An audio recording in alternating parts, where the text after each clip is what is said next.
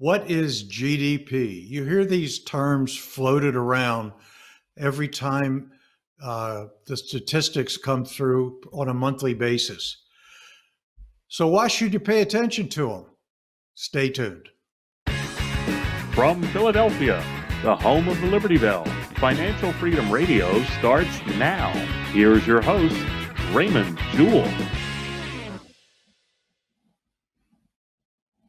Welcome, everybody, to financialfreedomradio.com. I want to thank you all for coming and hopefully downloading, sharing with others. Please like, share, and ring the bell if you're looking at it through YouTube, and subscribe if you're not. When you ring the bell, you get notified every time we put a show up. So it's just good advance warning that we're doing one of these. So let's talk to our illustrious producer and make sure that he's alive and well. Good morning, Steve. Good afternoon. I'm sorry. That's okay. It depends on where people are listening. Good morning, Dr. Ray. How are you? Yeah, what do they say? It's 12 o'clock in Rangoon. No, it's 5 o'clock somewhere. Yeah, that's a Jimmy Buffett reference. That's right. So we're going to talk about something that I don't know if it's going to make your head spin or not, but I'm going to try to keep this fairly simple. It's about GDP. You know what that means? Gross domestic product. Yeah. But I have no idea what it means beyond the acronym. Do you know what that means? No, one of the things I learned in my business is I'm very good at making up words that fit acronyms. I just happen to know that acronym. But what it means, I have no idea. Yeah. Most people don't. And when they see the statistics show up, or whenever they're watching the news or something and they hear about the gross domestic product, a little switch in their brain that like turns off. Is that the same as the gross national product? No. Totally different. Okay, see, I know nothing. Yeah. See, let's not confuse the listenership here. I'll just go away and do my producing things. No. I always like to have you stay and listen. Yeah, I'll listen, but I'm going to get off the screen. It's your show. Bye-bye. Okay. All right. So let's talk about the definition of gross domestic product. The definition is the final value of the goods and services produced within the geographic boundaries of a country during a specified period of time, normally a year. GDP growth rate is an important indicator of the economic performance of a country. So when you've got a country that's doing really well, your GDP is going to be up. When it's not doing well, it's going to be down. So when our country does really well, our GDP is up. When it doesn't do well, they're reporting losses. So that's important to understand. It's the final value of goods and services. That's products and services produced within the geographic boundaries of the United States during a specified period of time. Normally, it's a year. Its growth rate, it's an important indicator, as I said, to measure the performance of the country, but also it will give you an idea of how people feel. Because when people spend, they're feeling good. When they don't, they're not. So let's look at how it's calculated. So the GDP calculation accounts for spending on both exports and imports. That means stuff that's being shipped out of the country and being shipped in, because they're measuring the numbers in this country. Thus, a country's GDP is the total of consumer spending plus business investment and government spending plus net exports and imports. What does that mean? You don't have to worry about it. It's not that important, because you're looking at the rate for the whole U.S. Did you literally just spend 3 minutes explaining something to us we don't need to know? Yes, I did. That's what this show has become now? What, a show about nothing? It's the, hey, Ray is super smart, so let him explain things to you you don't need to know. We're going to touch upon it at some point in time, but not Okay. now. So, is a high GDP good or bad? Well, economists traditionally use gross domestic product to measure economic progress. As I said earlier, if it's good, it's going to be up. If it's not, it's going to be down. If the GDP is rising, the economy is in solid shape and the nation is moving forward. On the other hand, if gross domestic product is falling, the economy might be in trouble and the nation is losing ground. Now, we saw a perfect example of this in 2020 when COVID hit. We saw when COVID hit the lockdown of the country. Businesses shut down, everything shut down, and they had 30% reduction in GDP, negative. And everybody's going, oh my God, we're panicking, the GDP's down. Well, what they failed to tell you or the public is that when you've got manufacturing and goods and services working and you shut it down, it's already working. It's just temporarily halted. But when you measure that quarter, you're going to see it's down. But when you start it back up again, it's going to go back to its original position. So when the country shut down and everything stopped, it didn't stop the infrastructure of what drives the GDP, which is manufacturing, services, and all of the businesses that are out there. It just halted them temporarily. But everybody said, oh my God, we're going into a tailspin. The economy's going to be in a mess. People don't understand that all that infrastructure is in place. So when the lockdown was taken away, partially taken away, or however it was, it started going back up to where it was before. And that's why the next quarter we saw a 33% increase in GDP. So because you saw the negative, it had to go back to the positive. And our President Trump, knew that. And he kept saying, we're going to have a V. And that's going to be a very sharp correction because he knew it had to get back to equilibrium. Ooh, it's a tongue twister. It had to get back. It had to get back to where it normally was. So production is already ramped up and running and giving off the GDP numbers. Now, if anything is done in our country to cause production to slow down of goods and services and consumer spending to slow down, GDP is going to come down. But it's not going to be a rapid decline. It's going to decline over time.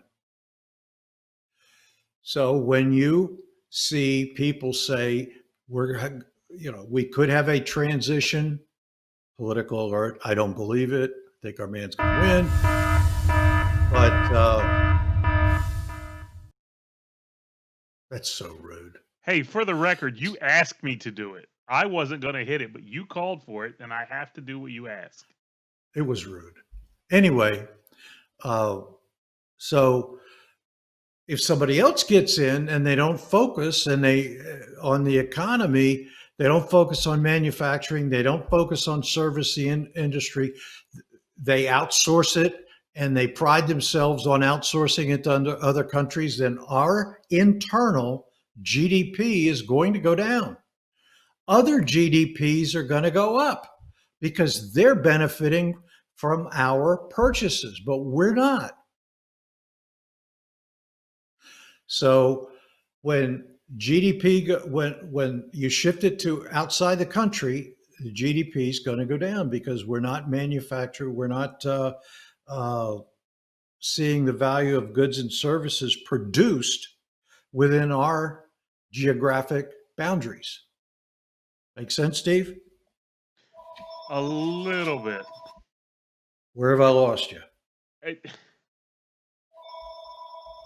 Basically, what you're saying is when the GDP goes down, it's because we're not consuming the product, right? No, no. When the GDP goes down, it's GDP, look at the definition, is the final value of the goods and services produced I understand that. within the geographic boundaries of our country. So if we're not producing But we're that also not value, consuming too. we're consuming because we're buying it from other countries the way we were Oh, I see. before. Okay. That's where you lost me. Right. So when you're not producing it and other countries are producing it for you, then our GDP goes down. Now, why is that important? Because what drives this country is manufacturing, the manufacturing industry, the service industry. It's not manufacturing overseas and consuming in our country. We have to manufacture to consume for us to have a viable economy. We've not run a viable economy for many, many years because we were manufacturing overseas where other countries' GDP is high and ours is just a consumption society. This happened years ago. There were books written about this. I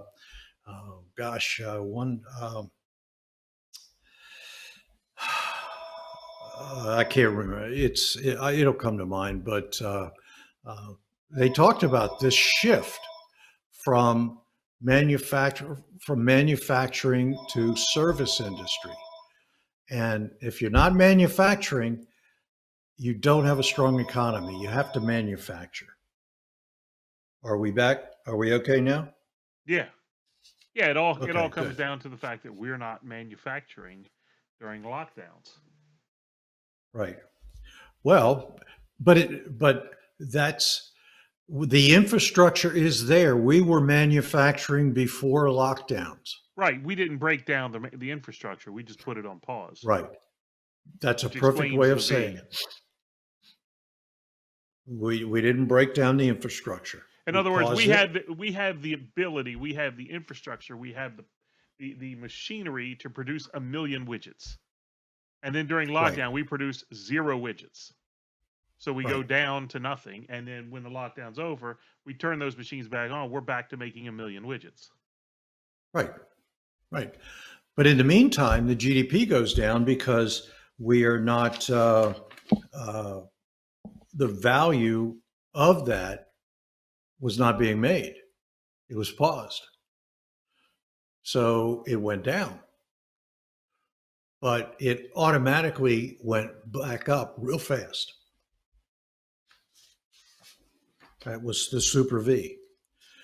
But when we manufacture it overseas in other countries because we think we're so smart and that we can sell it, manufacture it for less and sell it for more, and all these manufacturing companies like Apple and Dell and all these companies went to foreign countries to get a cheaper price. They're selling it to us. They are making money, but we're not making anything in this country. We're just consuming. You can't be a consumption society totally. I think I saw that on the news today where they were talking about, and I'll avoid the politics button, but it was a case of we were outsourcing the manufacturing to China because the labor was cheaper, but then we were buying the products back at the same price as if they were manufactured here in the US, which basically meant that the big corporations were making all the difference as profit, right? Yep. And follow this train of thought.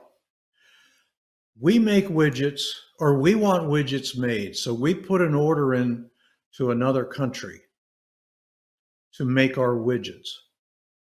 They go and we may ship them raw material or they may have it over there at the other country. They make their widgets.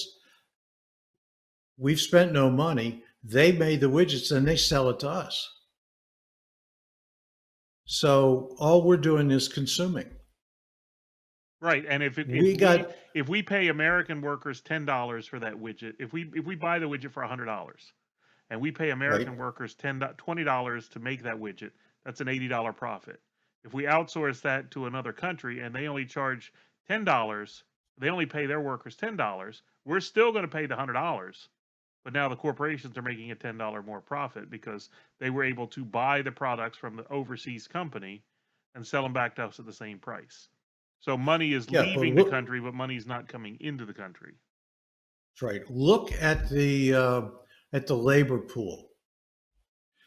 You make the widget here, you're paying people to work, and then people are buying the products. When it's manufactured somewhere else, you're paying others. Other people are being paid to work outside of our country.